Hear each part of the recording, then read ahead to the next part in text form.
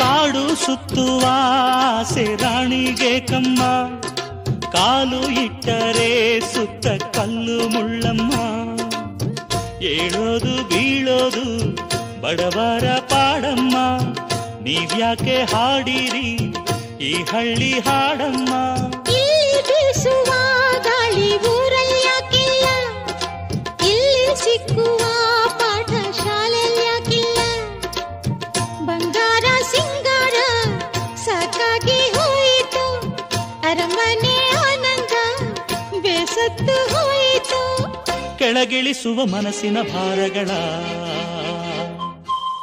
ಜಿಗಿ ಜಿಗಿಯುವ ಚಿಂತೆಯ ಗುಡ್ಡಗಳ.